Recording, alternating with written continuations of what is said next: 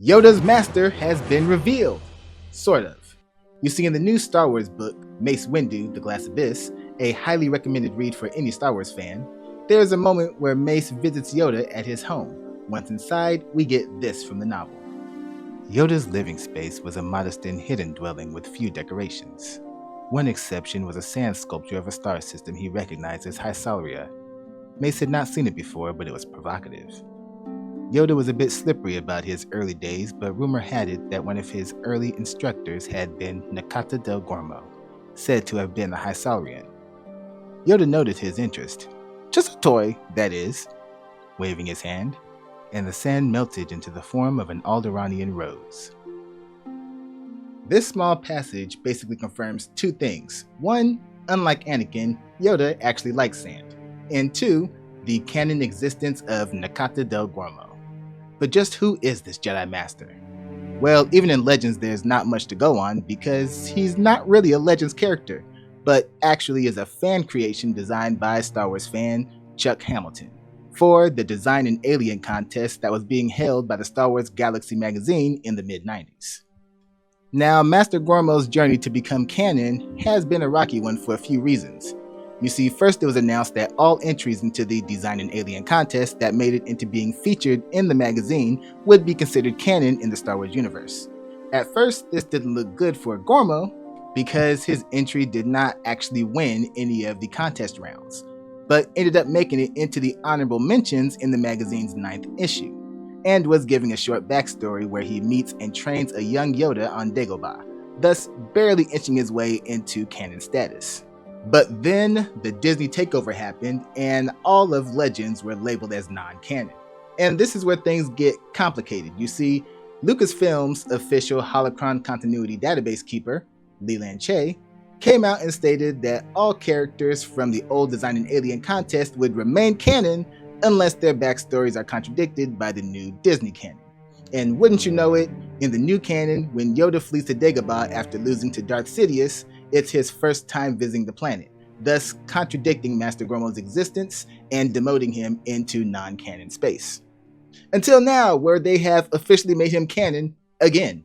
And even with this small passage, we can tell that they are making changes to his original short story.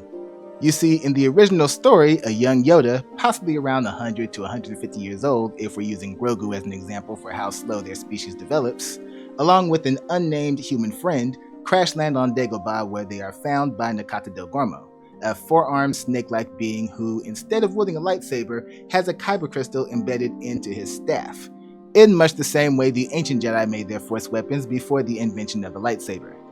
He noticed that both Yoda and his friend are strong in the Force, but is a bit more focused on Yoda as if he were expecting to meet him, possibly through a Force vision of sorts. From there, they spend the next few months training under Master Gormo and learning all about the Force. Eventually, a Republic rescue ship picks up their distress signal and arrives to pick them up. Yoda's friend goes home, but Yoda chooses to stay and continue his lessons with Nakata del Gormo, and spends a few more years learning from the old master. Once Yoda completes his training with Master Gormo, he leaves Dagobah and officially joins the Jedi Order and continues learning from various masters on his rise to becoming Grand Master. But now, Yoda can't meet him on Dagobah because again, when Yoda flees to Dagobah, it's his first time ever being on the planet. But no worries, because the new entry from Glass Abyss has not only given Master Gormo, and by extension his species, their own planet, but also their own system named after them, the Hysalian system, which opens up new possibilities to how the two originally meet. Also, Mace says that Gormo is rumored to be one of Yoda's earlier masters. That suggests that Gormo may no longer be Yoda's first master per se, but part of a collective. Saying one of could mean that Gormo was not actually Yoda's first master, but the first to give him deep knowledge of the Force, or it could mean that Master Gormo was part of either a group of Jedi or a group of Hysalian Force sensitives who recognized Yoda's potential and trained him as a collective. The possibilities are vast at this point because there are so many ways that they could approach Gormo's new canon, if they focus on it beyond this point.